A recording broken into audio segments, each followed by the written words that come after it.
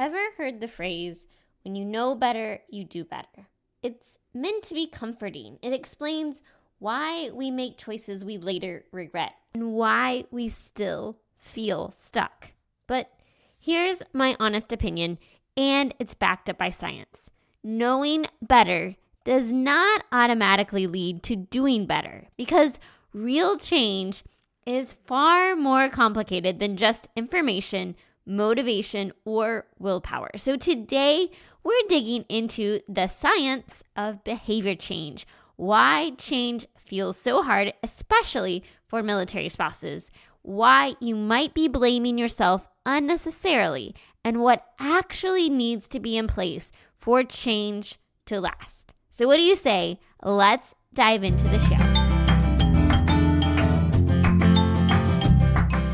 Welcome to More Than a Milspouse, the podcast for military spouses who want to live with more meaning and less overwhelm. I'm your host, Christine, seasoned military spouse, mom of 3, life coach, and your guide to intentionally designing a life you're excited about as a military spouse. I'm here to help you get the clarity you need so you can get unstuck and unlock your purpose and potential. Because you, my friend, are more than a milspouse. You have something valuable to offer. And when you pursue the things that light your heart on fire, you trade frustration for fulfillment and isolation for a life of impact. It's time to discover who you are meant to be, because together we can change the world. Hello, friend. I am so excited that you're here with me today. This podcast exists to help military spouses like you and me create a life you love without waiting for your zip code to change. It's my mission to equip you with the tools and resources you need to actually get unstuck and empower you to change your life from the inside out. But this message of empowerment only extends to the spouses who know this podcast exists. I was speaking at an event a few weeks ago, and after the event, a Milspouse came up to me and said, I've never heard anyone speak about military life like this before. I've never heard anyone stand on a stage and be honest about how challenging life can be, and it's okay to struggle. And what she said stuck with me, because if you've been around this community for a while, you know that I am all about us being honest about the challenges of this life and about exploring what we can do about those challenges. But not everyone has someone in their lives reminding them of that. So if you have a friend who doesn't know about this podcast, would you please consider sharing this podcast with them so that as we make a difference in our own lives, that impacts our families, our friends, and everyone around us. There is a ripple effect that happens when we focus on transforming our lives from the inside out. And while we're on this topic of sharing this message with a friend, if you have not yet left a rating and review on Apple Podcasts, I would love it if you would do so. Just let me know how you found this podcast and something that you have gotten out of this podcast. It would mean the world to me. All right, let's dig into today's topic, which is all about habit change, willpower, and what doesn't work. And here's the core problem that I really want us to focus on. A lot of us were raised, all of us were raised with beliefs about habit change and about whether change is possible and how the world works, right?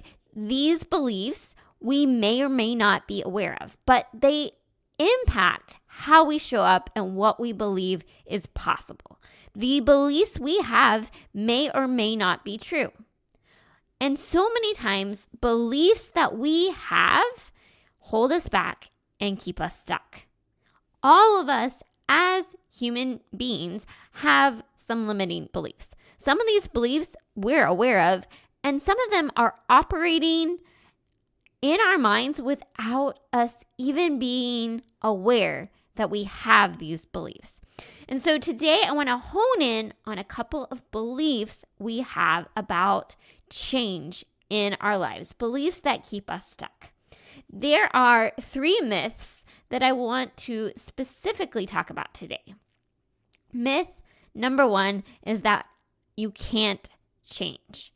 You may never say this belief out loud, but if you have tried to make a change in some area of life and you've tried and failed over and over and you haven't been able to sustain that change, or you haven't been able to accomplish the thing you wanted to accomplish, you haven't been able to stop the habit you wanted to stop or start a habit you wanted to start, and you feel like you keep trying and you're not able to do it. So when that happens over and over again, you start to believe, hey, maybe this isn't possible for me.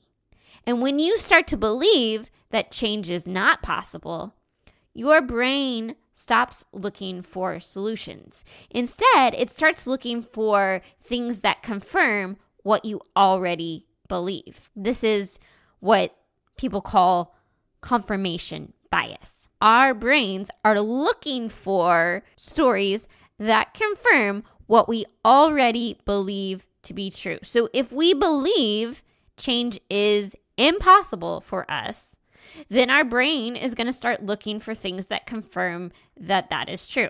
And the more that we believe change is not possible, the more we will stay stuck wherever we're at. So myth number 1 is that we can't change.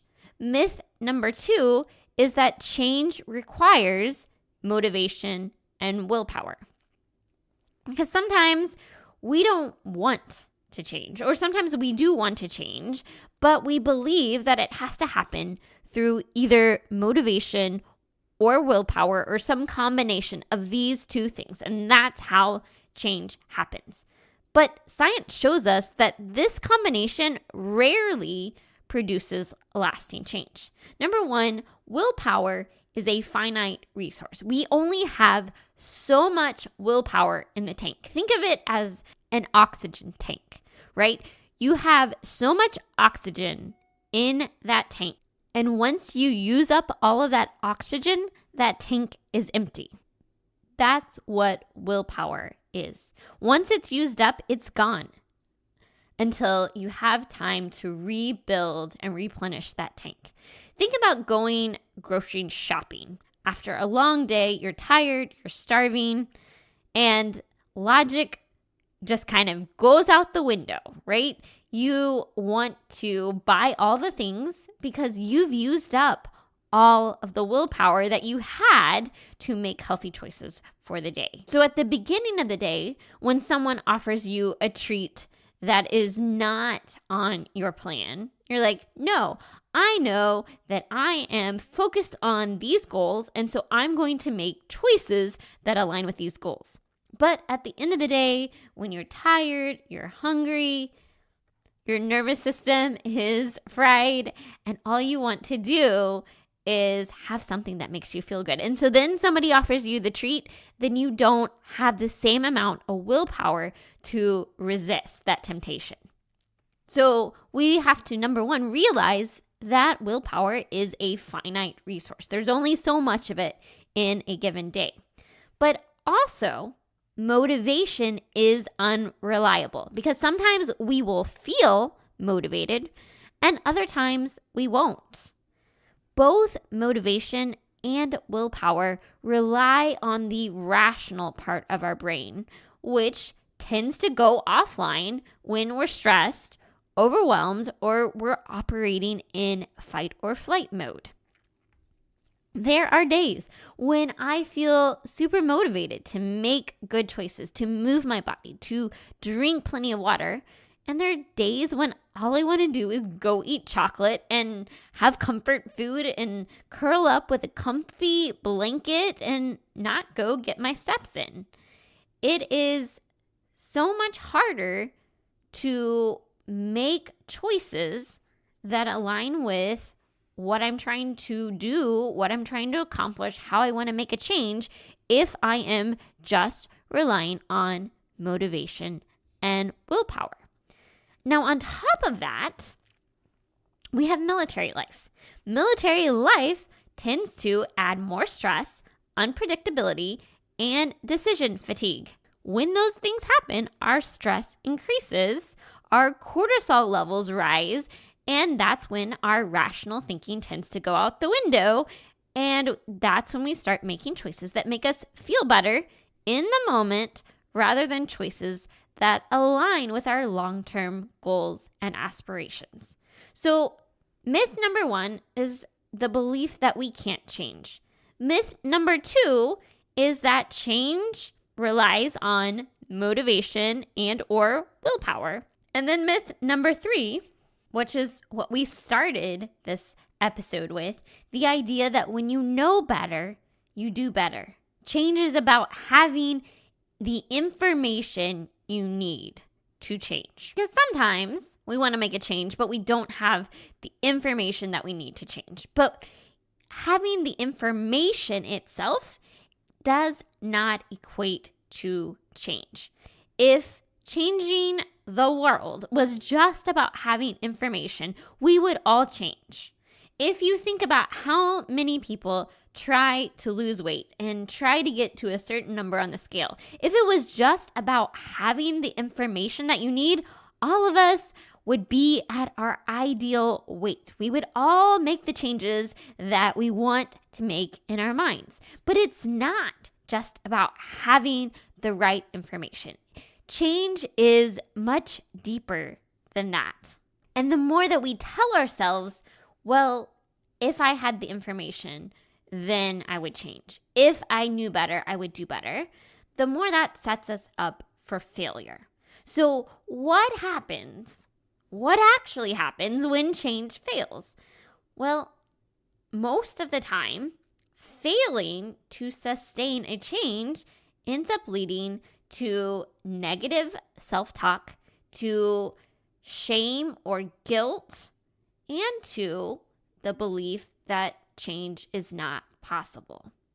Because when we don't sustain a change in our life, the default answer is not that, well, that system didn't work. Often we go to, I didn't work. I couldn't do it. It was too hard. I failed. I can't. The belief that I am the problem, which only leads to more guilt, more shame, more negative self-talk.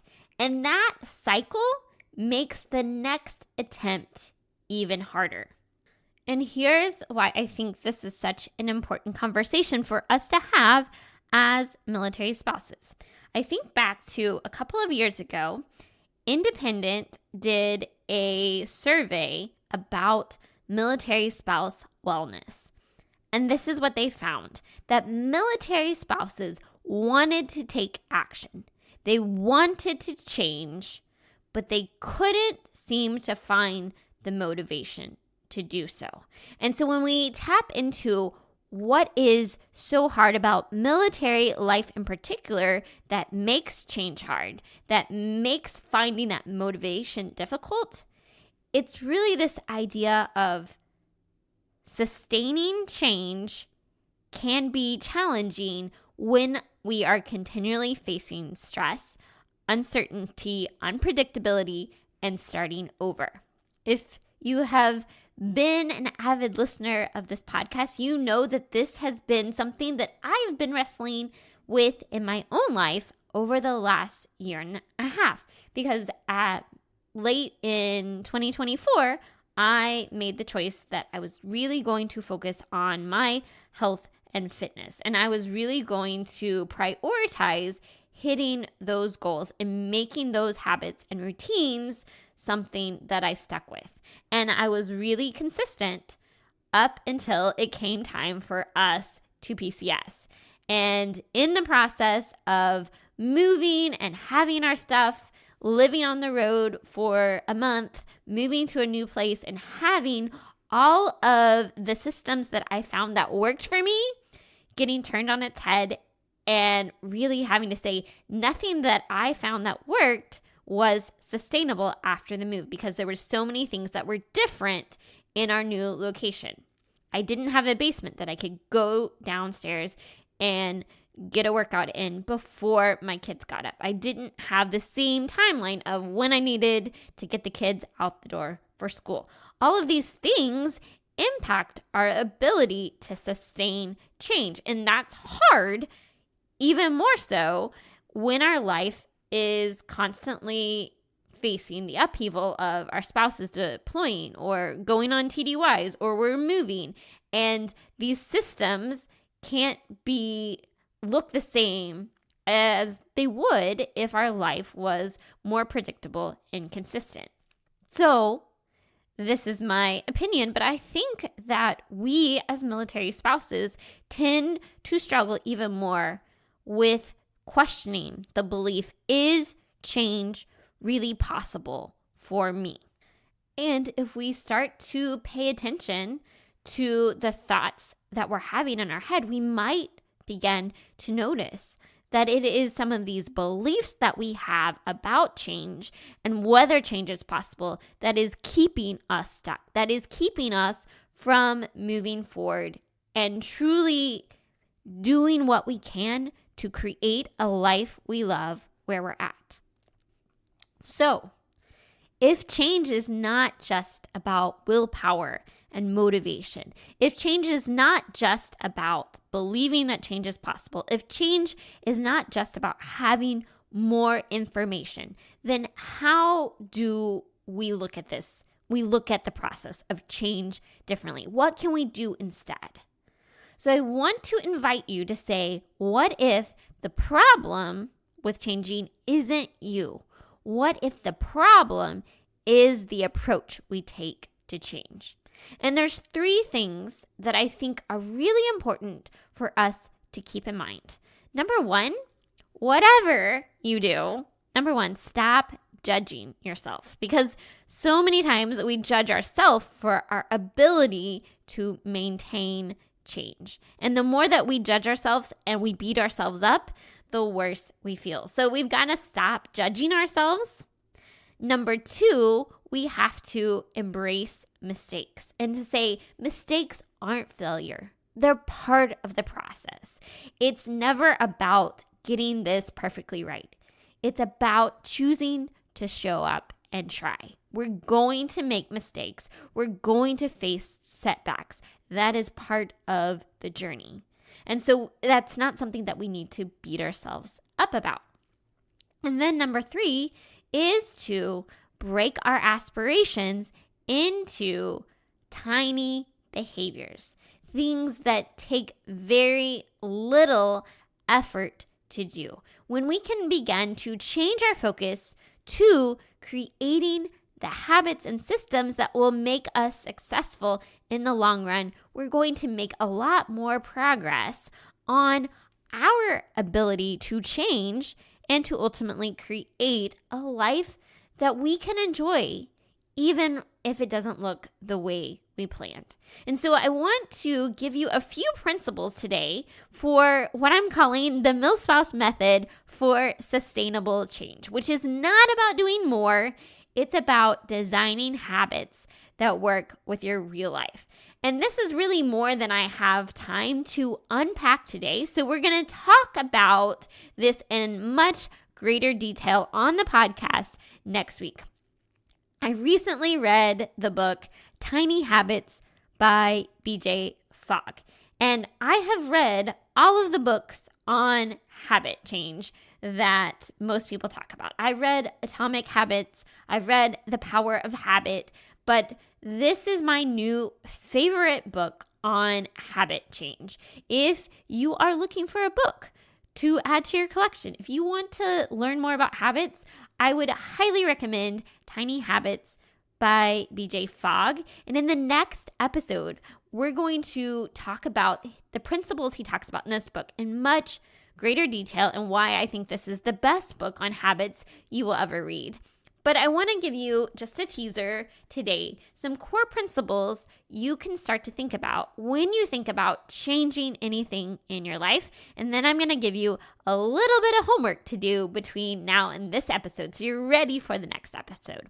Okay, so the 4 core principles I want you to begin to think about and why change could be possible for you as a military spouse. Number one, start small. Start really, really small. We think that change has to be something big to make an impact, but science tells us that the smaller we start something, the more likely we are to continue it, the more likely we are to sustain it. So think small when it comes to changing anything about your life. Number two, anchor a new habit to something you already do. Think about the habits that you already do daily and how you could add on to those. Because when we're trying to create something from scratch for the first time, it's going to take more time and energy and thought processes to make happen. But the more that we can tie something new to something we already do, the more likely it is to stick. This is also known as habit stacking. Number three, we focus not on the outcome, but on our systems and processes, because those are the things we can control. We don't usually control what happens. We don't often control the outcome, but we can control what we do and how we show up. So the more that we focus on our systems, our routines, our habits, the more that we can stick to that instead of focusing on the outcome. A specific number on the scale may or may not happen, but what I can control is how much water I drank in a given day or how many steps I got in. That is a system, not an outcome. And then number four, what we've already talked about, removing shame from the process. Stop beating yourself up for your ability to change or not change. Practice showing self-compassion to yourself, telling yourself that you are doing a good job, that you are trying, that you are enough just as you are. Remove shame from the process. All right, so I promised you homework for the next episode. So I want you to begin in preparation for next week to think about one change you would like to make, one goal you have for yourself. And think about what that goal is and why that goal is important to you. Give yourself a reason that's going to help you with your motivation. So we have a goal. We have a why we want that goal. And then I want you to just get creative for a few minutes. If you had a magic wand and anything was possible, what actions would you need to do to accomplish that goal? Because oftentimes there's not just one thing that gets us to the goal we want. There's a lot of things that we could do to achieve that goal. So set a timer for 5 minutes. And then just write down as many behaviors. This could be a habit you want to establish, a one-time action, all of the things that you think could help you get to your goal. And this is not about whether these actions are even possible for you in your current season. This is just about what is the goal, why do you want that goal, and what are all the things that you could do that would help you get to that goal. So that is your homework. Between now and next week, think about a goal you want to set, why that goal is important, and all the things that could help you get to that goal. So then I will meet you back here next week as we talk about BJ Fogg, the 7 steps in behavior design, and the ABCs of effective habit formation. And because I want to give you a little bit of encouragement as we wrap up this episode, I want to just tell you a little bit about what I'm learning in my own journey right now. Like I said, I started at the end of 2024 getting really focused on the habits and routines that would support my physical health. I established a workout routine. I established getting enough steps in. I did really good until we got ready to PCS, and I have struggled ever since then. But here's what I am learning. If we do not give up, and if we can get creative about solutions, then change is still possible. So, for example, I learned before we moved that getting up and getting a workout in before my kids were up and before I had to get them out the door for school worked for me. It worked because I could go down to my basement and it was super convenient. And then we moved and I no longer had a basement to go down to. And I was like, but the gym is only 5 minutes away, so it won't be a big deal. And then I have struggled for the last 4 months to get to the gym that is only 5 minutes a day. And because I couldn't make that happen before I had to get the kids out the door for school in the morning, and trying to find another time in the day was not working. So finally, over Christmas break, I was like, what I am trying right now is not working. So how could I look at this differently? How can I get back to these habits that help me achieve my goals, that help me show up as the mom, as the wife, as the person that I want to be, and move towards the goals that I have for my life and for my future? And so I had to get creative, and I moved my weights into our living area. It is not the prettiest thing, but it is the thing that is actually working. And I have done more workouts in the morning before my kids get up in the last month than I did in the previous 4 months. So I don't know if this is going to be a long-term solution. Obviously, I'm moving again in a few months, so I'm going to have to rethink all these systems and routines again. But I just want to remind you that change is possible if we don't give up. Failure is only failure if you quit. Habit change is possible for you as a military spouse. Relying on willpower will not work. Relying on motivation will not work.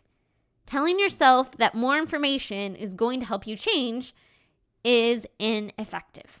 But change is possible for you. And I want to help you get there if this is something that you are struggling with in your life. I want you to know this is possible for you. So come back again next week. We will talk about steps in behavior design and effective habit formation. I can't wait to be back with you again next week. Until then, may you live filled, fueled, and full of joy.